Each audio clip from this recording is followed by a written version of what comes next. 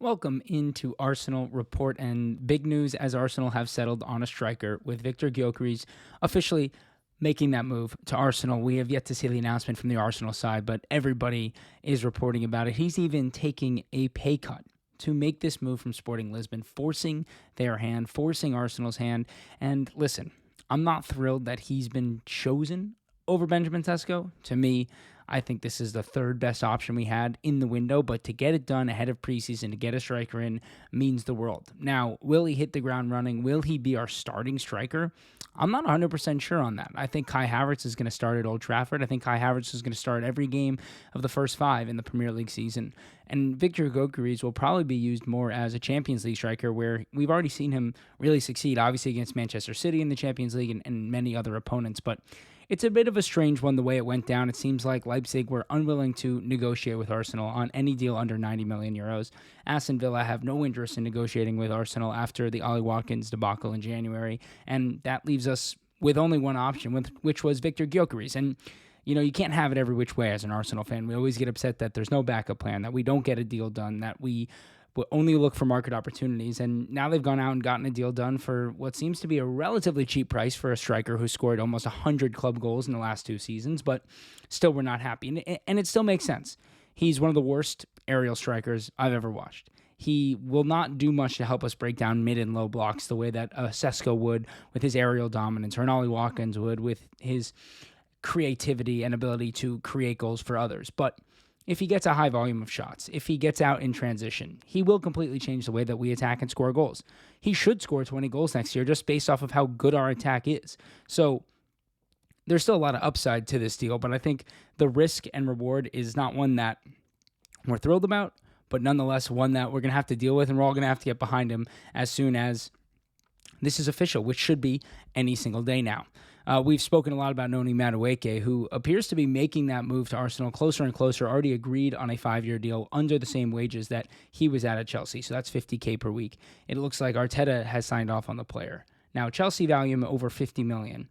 Arsenal don't even value him at 40. That's a long ways off on valuation. So I wouldn't expect this to get advanced too quickly, as Chelsea, number one, need to sell because they're in PSR, FFP issues.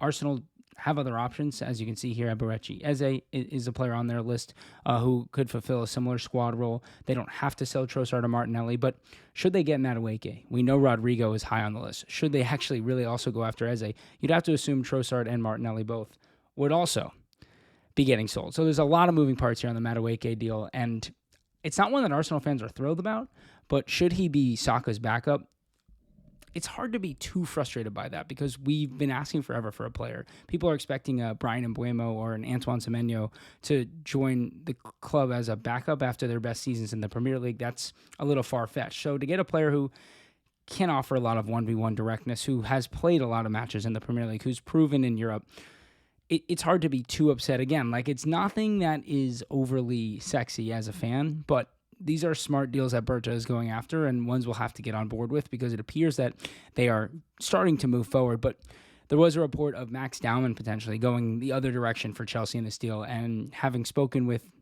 his father, friends of the family, and everybody in between, I can assure you Max Dowman is absolutely 100% going nowhere. He has committed his future to Arsenal at the very least for the next year, wants to stay much longer there, all around the club. This is not a family who needs the money, who's going to go where the money is, although he will be the highest paid 16-year-old in English football history. That's not why they will stay at Arsenal.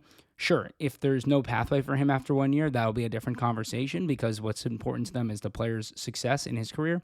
But nonetheless, at this moment, Max Dowman is going nowhere. He is going to be on preseason in Asia, and I bet you he'll make a Premier League bench by the international break in September. So big moves for Max Dowman, but only moves at Arsenal and absolutely not at Chelsea. And lastly, Eberechi Eze. We've spoken so much about him. This deal probably is in the balance at the moment with the way the Madueke deal is starting to pick up. I can't imagine that we're going to see Madueke, Gyokeres, Rodrygo done and Eze before we see some sales. So it would be dependent on Trossard and Martinelli both leaving before you'd go get Eze.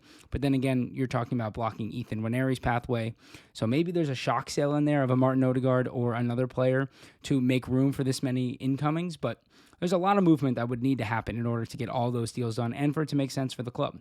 That includes Reece Nelson leaving, Fabio Vieira leaving, Jakob Kivior maybe leaving, just because the pure numbers-wise, the squad gets overloaded, and you don't want that from a optics perspective, but also from the locker room. You don't want players who feel that they should be playing more and getting zero opportunities. So definitely be one to look out for.